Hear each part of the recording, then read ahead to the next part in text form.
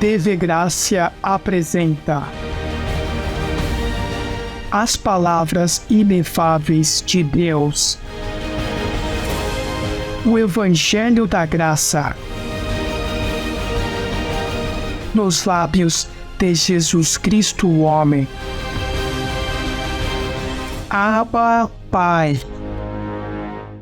Boa noite a todos vocês e a todo o mundo da internet que está me vendo. Os amo muito e temos uma palavra maravilhosa para vocês, assim que lhes convido a tomar nota e a ter seu livrinho de anotações, porque temos um tema maravilhoso, como sempre. Deus nos dá um bom tema que nos faz pensar e nos leva a esquadrinhar bem a palavra do Senhor.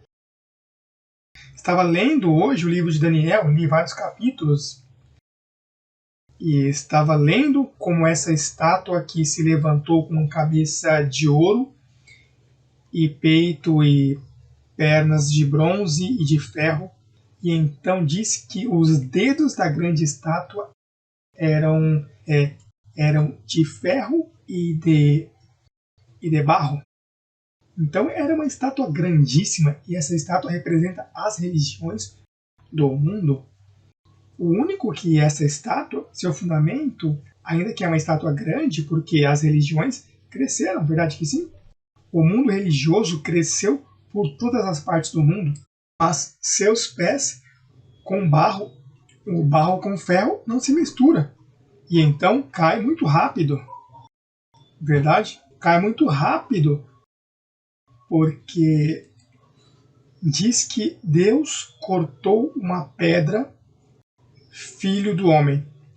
E essa pedra que o filho do homem trouxe conseguiu derrubar a estátua. E essa pedra é esse ministério que vai derrubar, porque esse fundamento estava cozido com ferro e barro. Então o fundamento tem que ter solidez. E a solidez está na graça. A palavra boa é a palavra de graça. Estava profetizando da palavra que ia vir às nossas vidas. Assim que hoje eu queria falar da família da fé, parte 2. Falamos na quarta-feira passada da família da fé, parte 1. E essa família da fé é a congregação dos espíritos justos feitos perfeitos. É uma família de congregação, é uma congregação de espíritos que Deus, com sua oferta, os fez perfeitos para sempre. E esses somos nós. Mas quando eu estava pensando nessa segunda parte, eu espero que não repita, ainda que seja, espero não repetir a nível mundial, mas eu às vezes, quando viajo, como as pessoas não me conhecem, pois eu lhe digo como começou o meu ministério. Ou seja, o que foi que começou a família da fé? E que constitui para que uma pessoa possa dizer, eu sou parte dessa família? Então, eu tenho memória quando em minha experiência cristã, pois eu tenho a experiência de que um dia, em Massachusetts, era um inverno, eu já estava como vislumbrando que vinha um ministério bem grande para a minha vida. E eu viajava para os estados, esses de Nova Inglaterra, da parte norte, e conheci muitos tipos de congregações hispânicas, italianas e americanas, Canadá, em Maine, toda essa área aí de Maine, dos estados de Maine. E em Boston também, trabalhei em uma associação evangelística de renome, que foi onde Billy Graham começou sua primeira mensagem. E depois eu já estava conhecendo toda a escola de interpretação cristã. Então, eu conhecia a hispânica e conhecia a americana. E, de verdade, pois fui estudar em um dos melhores seminários teológicos que existem nos Estados Unidos, que foi o Gordon Campbell Seminar. E aí fui estudar, e daí o Senhor me tirou. Eu nunca entendi porque depois que entrei, me causou incômodo os ensinamentos dos professores. E perdi o ânimo. E um dia cheguei na minha casa e disse, não vou mais. Depois que comprei muitos livros assim, tremendo, e disse, é para meu ventre, me convinha ter esses títulos, porque se eu dizia que havia estudado nesse seminário, me abririam muitas portas. É como dizem em Porto Rico, o que tem padrinho é batizado, pois tendo eu esses diplomas em minha casa, em meu escritório, pois me davam um poder tremendo, não? Sobre esse sistema. Mas eu andava atrás da verdade, não atrás de um sistema. Tem pessoas que andam atrás de um diploma, porque depois desse diploma ganham muito dinheiro ou prestígio. Pois minha forma de me desenvolver desde minha juventude, eu tinha muita fome da verdade.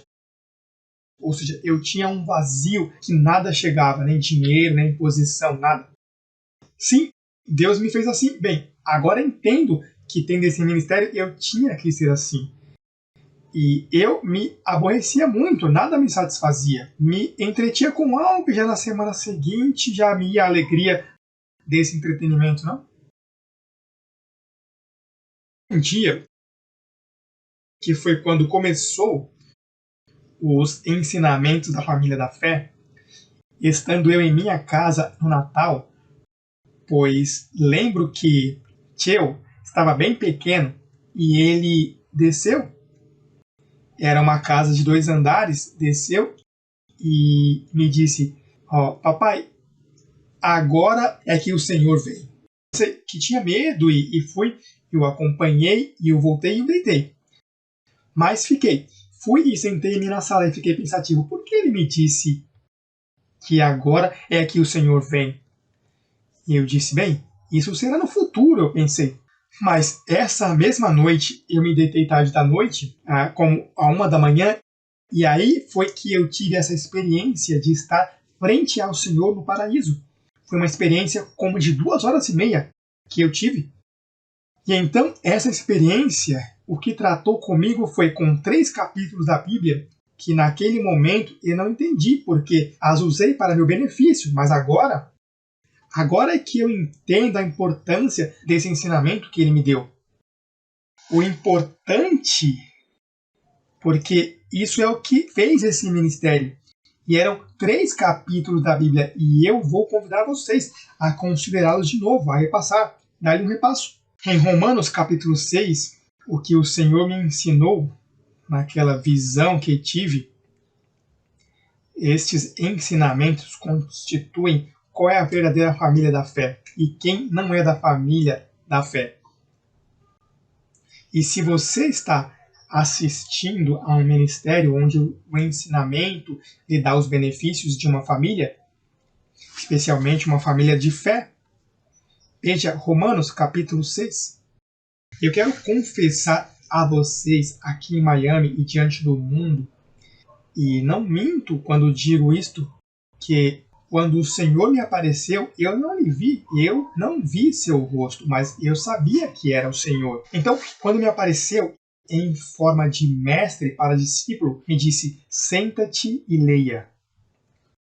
E se eu disser que me ensinou algo diferente do que está escrito, então você deve se preocupar e dizer, espera, esse homem pode estar inventando. Esse ministério, o Senhor começou a me ensinar como eu edificar onde Paulo deixou o fundamento. Então, isso garantia a você que eu não sou um falso apóstolo. Porque se você vê que tudo que eu ensino está em cima do fundamento, você diz, tranquilo, não ia sair desse fundamento. E diga que peguei uma viagem para o monte e me revelaram a epístola 15, 16 e 17, porque já... Pois então, há preocupação. Porque você deve se preocupar em saber o lugar que você está visitando. Você sabe a quantidade de pessoas que estão sendo enganadas? As pessoas a enganam fácil. Depois que usam a Bíblia, com a Bíblia os enganam. Primeiro, uma pessoa que está enganada não conhece patologia, não divide, não siga velho pacto, novo pacto, e não esclarece bem os ensinamentos, doutrinas de graça, doutrinas de lei, senão que um falso ministério você o conhece fácil quando se misturam 2 pactos. Então logo se misturam, aí um pouquinho de levadura, levar da massa.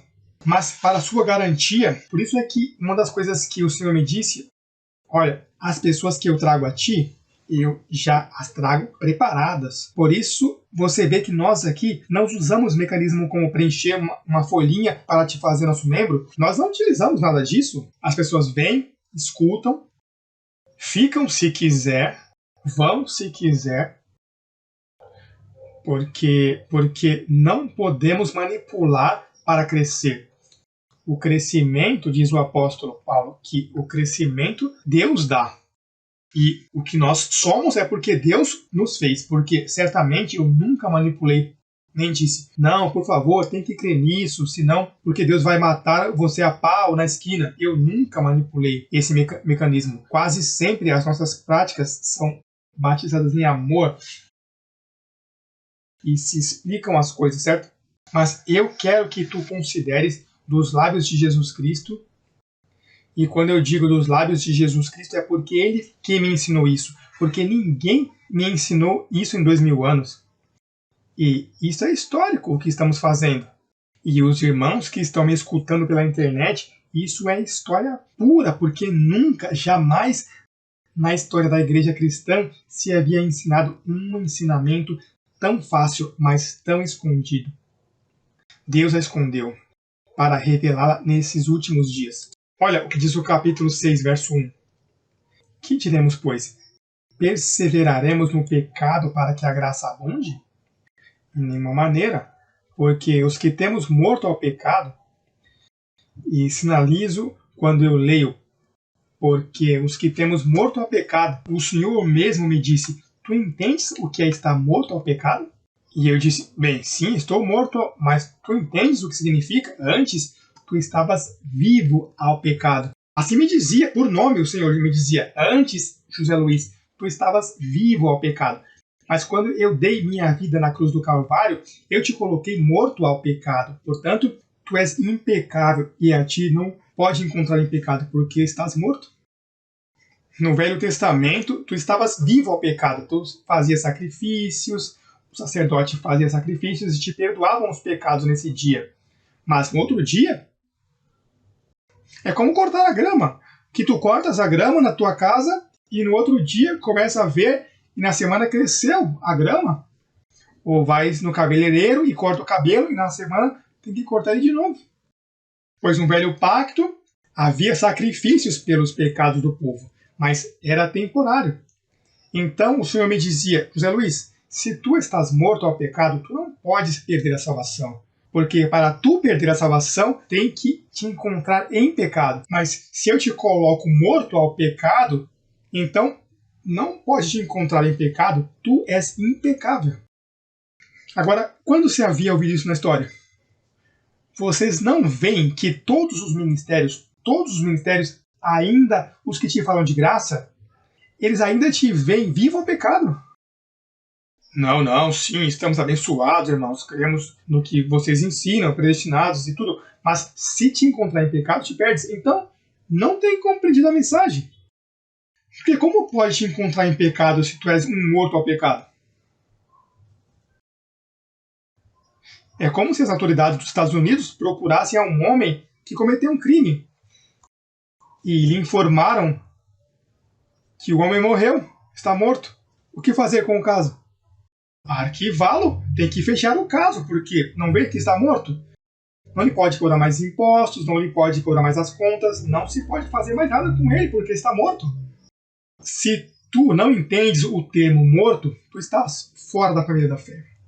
Porque a fé é exatamente isso. Está te dizendo que tu estás morto ao pecado, mas se tu pensas que ainda tu pecas e que te encontra em pecado e que Deus está bravo contigo porque tu estás em pecado, então tu não és da família da fé. E me dá pena, tenho que declarar que todos os ministérios cristãos pelo mundo estão órfãos. Não tem pai, porque não tem família.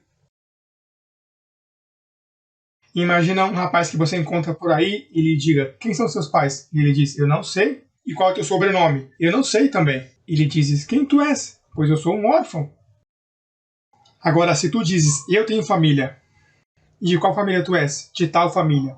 E qual é o sobrenome tens? De tal. Ah, bem, então você tem uma família. Pois se tu entendes que tu estás morto ao pecado, que a igreja, a família da fé, Cristo morreu com o propósito de colocá-la morta ao pecado, para que o pecado jamais volte a tocá-la. Então, tu és parte da família da fé. Essa é a mensagem.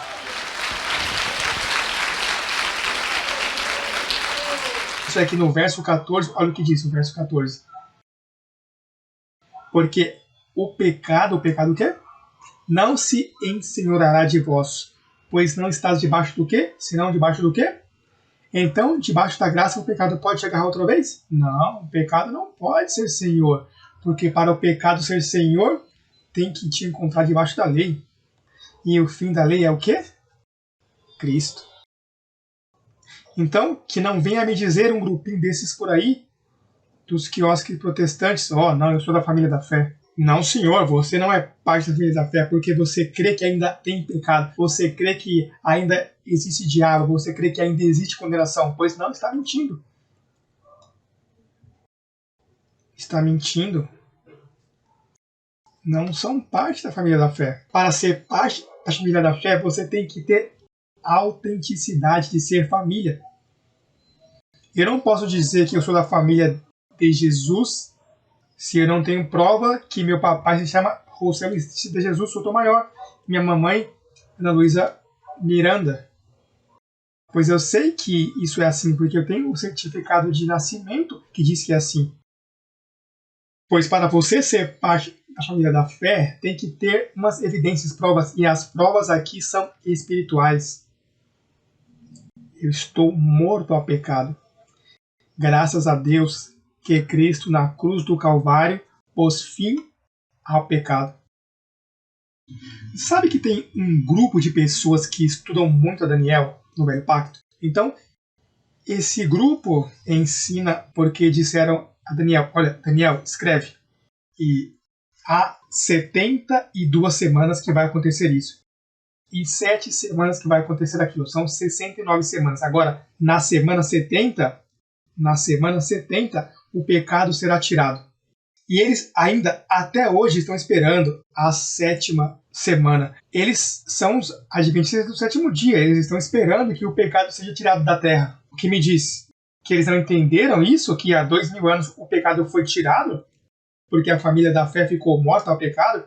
O crente ficou morto ao pecado. Diga comigo, eu estou morto ao pecado.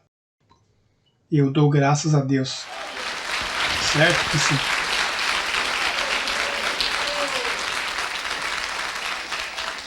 Quase sempre. Você sabe por que esse tema ficou escondido por 2000 anos? Porque a mente se mete e diz, se eu estou morto ao pecado, então eu tenho um cartão de crédito aqui para pecar, e um cartão de crédito, mas o limite não são esses de $5.000, não, é um cartão desses de milhões. Então eu vivo como me dá na cabeça e como não há pecado.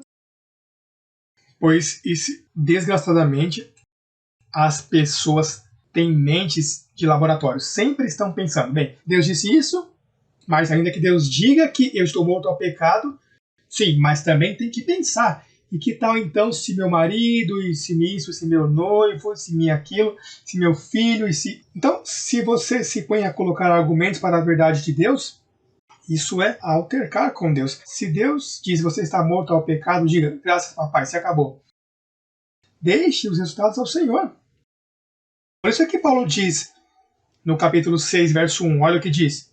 Que diremos, pois? Perseveraremos no pecado para que a graça abunde? De quantas maneiras? Pois diga, quando alguém diz a você, olha, vocês ensinam aí que salvo sempre salvo e que não há pecado.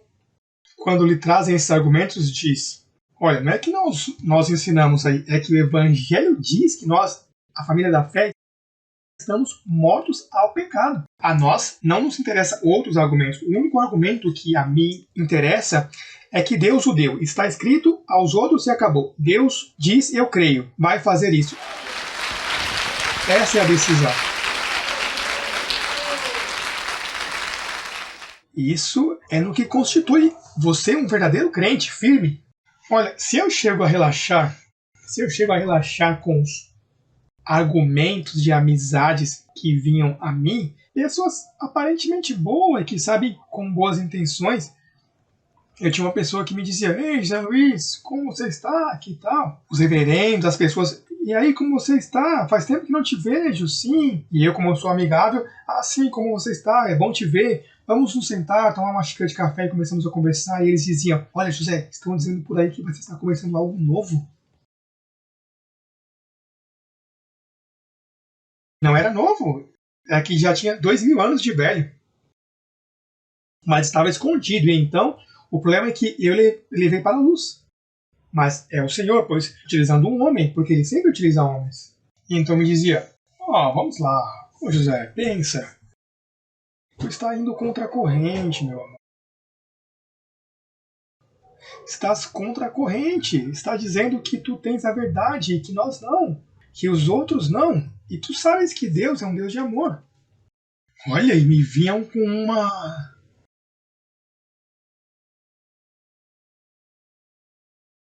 Então eu dizia: veja, eu não estou dizendo isso. O que eu estou dizendo é que é o que está escrito. Agora, se o que está escrito te faz pensar que o que eu digo que eu sou o único que tem a verdade, isso é problema teu. Mas eu tenho que dizer o que está escrito. Está escrito que eu estou morto ao pecado. E isso ninguém vai me roubar. E olha, eu tive que me manter firme porque fiquei só. A família. A família minha e nada mais. Os outros, rapaz, me olhavam como um pássaro estranho. E tinham razão, porque sabes o que é 2000 anos? Olha, com doutrinas batistas, pentecostais, liberais. Quanta doutrina há, católica, mormon, testemunhos de Jeová, todo tipo de escola de interpretação, de pensamento, teólogos do passado que são admirados pela igreja protestante. Imagina? E agora, um porto-riquenho, um rapazinho por aí que saiu para transformar o mundo inteiro. Porque ele diz que tem razão. Isso não é fácil. Mas olha, se eu não me mantenho firme, tu sabe onde eu estaria hoje? Tu estarias hoje com uma mente: meu Deus, olha, não vou mais à igreja, porque já que assim que as pessoas se afastam da igreja, não vão mais. Hoje tu não estarias reinando em vida. Mas eu tive que me manter firme, porque este é o fundamento da família da fé. Vamos seguir lendo no verso 3, Romanos 6:3. Ou não sabeis que todos os que fomos batizados em Cristo Jesus fomos batizados em sua morte? Como quem diz, um morreu, logo todos morreram. Isso é o que diz, mantenha Romanos 6 aberto e veja comigo rapidinho a segunda carta aos Coríntios para que tu vejas o que diz o mistério que Paulo lhe disse a segunda carta aos Coríntios. Capítulo 5, no verso 14, olha o que diz: para que entendas o que significa batizados em sua morte. Temos todos? Diz: porque o amor de Cristo nos constrange, pensando, não fazendo. Isso é pensando, sabe? Aqui tudo está na mente. Voltemos ao mesmo, a mente. Pensando isso, que se um morreu por todos, o que aconteceu? Logo o quê? A igreja, quando Cristo morreu, ficou morta. Todos os escolhidos e eleitos do mundo ficaram mortos ao pecado. Tu não vês que quando ele morre, já não há oportunidade de agarrá-lo em pecado? Cristo pode ter pecado antes de morrer, mas depois que morreu e ressuscitou, já o pecado não pode com ele, porque ele já venceu a morte. Mas então ele te imputa essa bênção, diz: bem, se a mim o pecado já não me pode agarrar, a José Luiz menos ainda. Se a mim o pecado não pode me agarrar, tu tens que dizer menos ainda. Diga comigo, a mim menos ainda. Quer dizer que a ti não se pode encontrar em pecado. Veja, diz aí ao pastor que tu visitavas. Diz isso aos líderes conciliadores do mundo que estão me escutando agora mesmo. Veja, que me escutem, que creiam nesses 15 minutos que eu estou falando. Se creem nisso, o quiosque cai no chão, porque eles têm Todas as suas doutrinas estão envolvidas em que há pecado para a igreja. Eles têm blasfemado e têm tido por imundo o sangue do pacto. Eu lhes digo e advirto a eles, que estão me escutando agora mesmo, essa igreja, essa preciosa igreja com esse coro tão bonito que canta, estão blasfemando e têm tido por imundo o sangue do pacto de Jesus Cristo, a têm pisoteado. Essa é a blasfêmia que tem tido contra o Espírito Santo.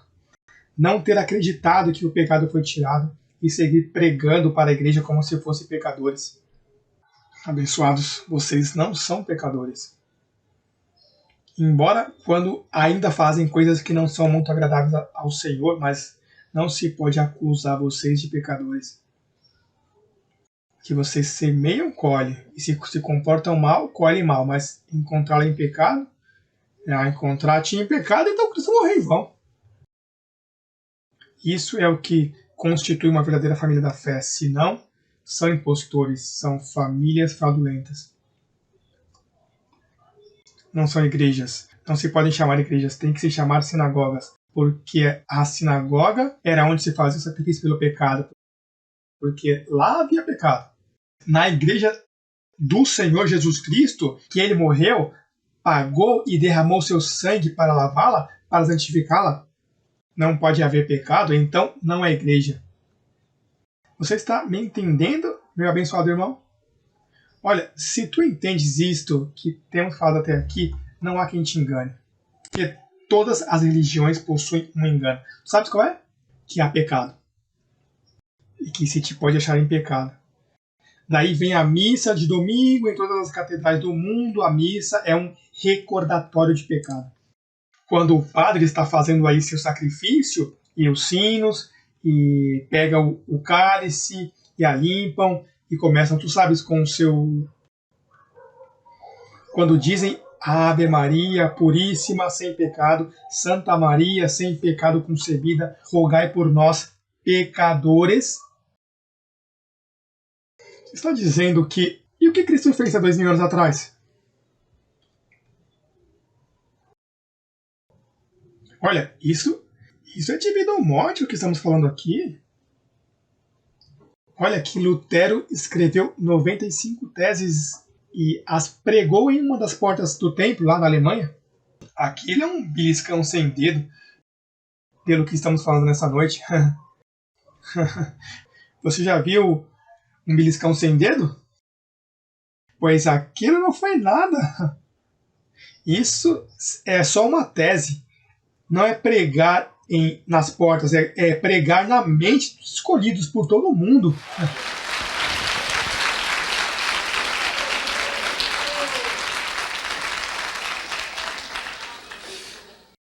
Vamos seguir lendo, porque fiquei no verso 3. Verso 4. Porque somos sepultados juntamente com ele para a morte pelo batismo. Veja, já te vê sepultado. Deus já te vê sepultado. Deus nem vivo te vê na carne, imagina? Te vê morto e depois te sepultou também, para que não tenha dúvidas. Diz, sepultados juntamente com ele para a morte pelo batismo. E aqui, batismo é batismo anterior, em sua morte. Os grupos cristãos dizem, não, olha, ainda tem que batizar, mas eles estão vendo o contexto, então eles me acusam de que eu tiro do contexto mas meus ensinamentos, pois o contexto é que este batismo não é em água, é o batismo em sua morte, que é o contexto desse verso. Estamos?